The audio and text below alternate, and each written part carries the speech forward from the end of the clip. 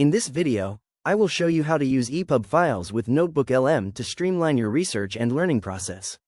Let's get started. I'm beginning on the main NotebookLM dashboard, but before I dive in, I want to make sure my file type is supported. I'll head over to Google and type in the search bar, "Does NotebookLM support EPUB?"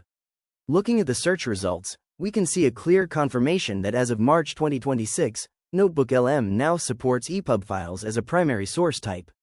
This update is a game changer because it allows for direct uploads, faster indexing, and a much better reading experience compared to older PDF conversions.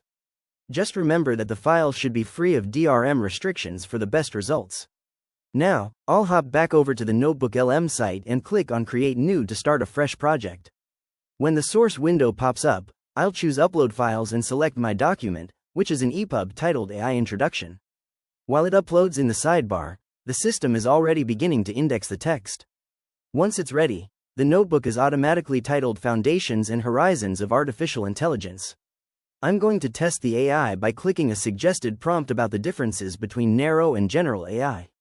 In just a few seconds, it generates a detailed response based directly on the book. To wrap things up, I'll expand the source guide in the left panel.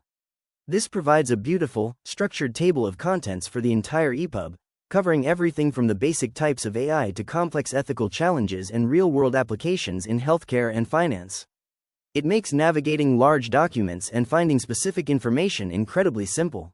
If you found this walkthrough helpful, please consider liking the video and subscribing for more quick tips and tutorials.